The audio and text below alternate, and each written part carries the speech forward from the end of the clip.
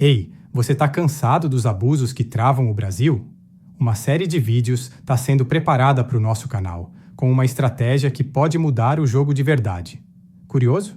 Então se inscreve, ativa o sininho e fica de olho, porque a estreia chega logo. Não é curso e nem pretendemos te vender nada. É mesmo algo a se avaliar para dar um freio de arrumação no país. Olá, pessoal! Hoje vamos falar de um tema explosivo e que muito prejuízo tem trazido ao país. As ações dos ministros do Supremo Tribunal Federal, que têm sido claramente abusivas, antiéticas e até ilegais. Vamos comparar isso com o comportamento de juízes em democracias sólidas, como Estados Unidos, Reino Unido, Alemanha e Canadá, e mostrar como esses países tratam desvios como esses. E tem mais. O deputado Nicolas Ferreira já sugeriu uma solução radical para o Supremo. Vamos entender por quê. Preparem-se, porque o que acontece no Brasil é simplesmente escandaloso. O STF é a mais alta corte do Brasil, com a missão de proteger a Constituição e a democracia.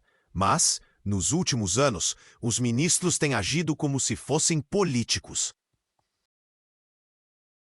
Uma matéria da Gazeta do Povo revela que eles participam de jantares secretos, fazem pressão nos bastidores e até usam jornalistas para influenciar o Congresso, especialmente para barrar o projeto de anistia aos envolvidos nos atos de 8 de janeiro e para não permitir o voto auditável. Isso é um absurdo. Por exemplo, o ministro Alexandre de Moraes organizou um jantar em Brasília com o presidente da Câmara, Hugo Mota, o presidente do Senado, Davi Alcolumbre, e o vice-presidente Geraldo Alckmin. Após desse encontro, Mota recuou no apoio à anistia que havia se comprometido com Bolsonaro a pautar para votação. Outro caso chocante. A jornalista Eliane Cantanhede, da Globo News, revelou que um ministro do STF sugeriu a ela uma pergunta retórica para atacar deputados que defendem a anistia. Dias depois, Moraes usou quase a mesma frase em um voto. Isso é manipulação descarada. Juristas como Pedro Moreira chamam essa relação com a imprensa de vergonhosa, enquanto Kátia Magalhães diz que o STF viola a separação dos poderes, um pilar da Constituição. A Lei Orgânica da Magistratura, LOMAN, proíbe juízes de comentar processos fora dos autos, mas os ministros do STF ignoram isso, antecipando votos e pressionando políticos. É um comportamento ilegal e imoral. A situação é tão grave que o deputado federal Nicolas Ferreira chegou a afirmar que o STF está tão comprometido com ilegalidades que a única saída seria sua dissolução. Ele defendeu a criação de uma nova corte, com magistrados melhor qualificados, escolhidos por critérios mais rigorosos e transparentes.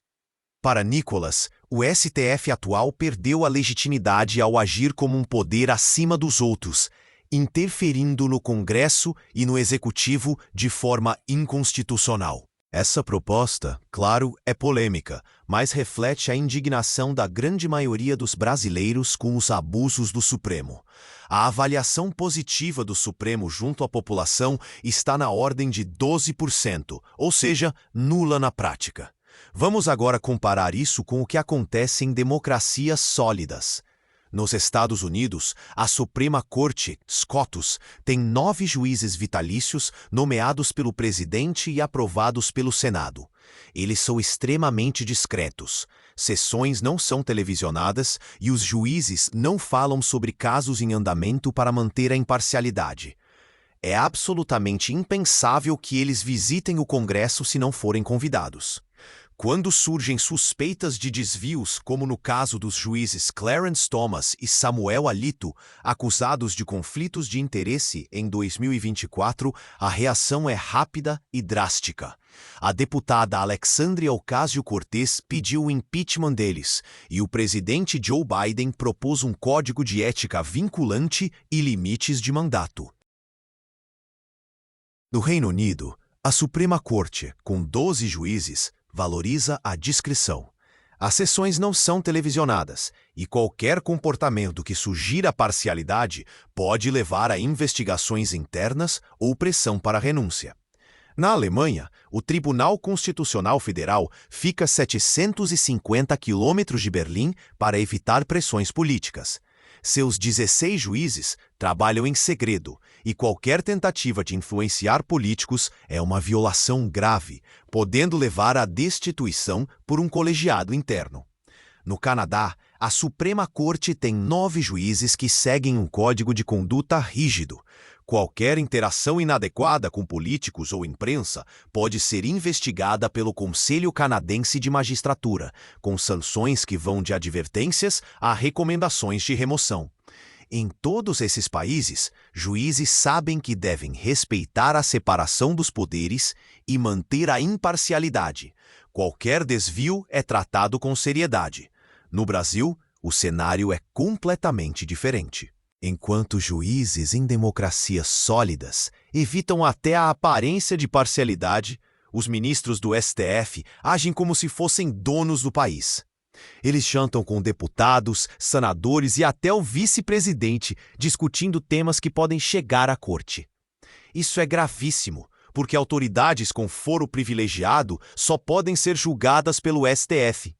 É como se um juiz comum se reunisse com um réu antes do julgamento.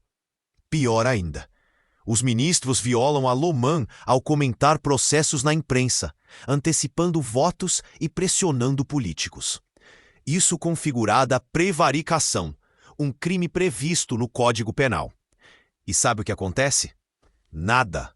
No Brasil, ministros do STF só podem ser removidos por impeachment no Senado, algo que nunca ocorreu, pois a maioria dos senadores tem processos ou inquéritos guardados nas gavetas do STF, só esperando que o parlamentar levante a voz para virem a julgamento. Enquanto nos Estados Unidos há pedidos de impeachment, na Alemanha há destituições e no Canadá investigações, no Brasil os ministros parecem intocáveis.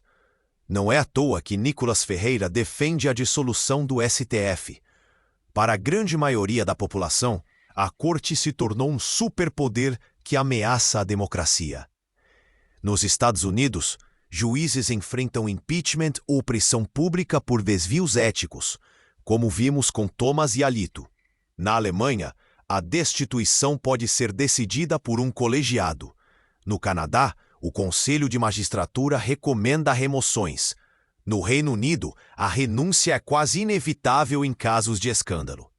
E no Brasil? Absoluta impunidade. Como diz Kátia Magalhães, o STF transformou a separação dos poderes em uma historinha de faz de conta.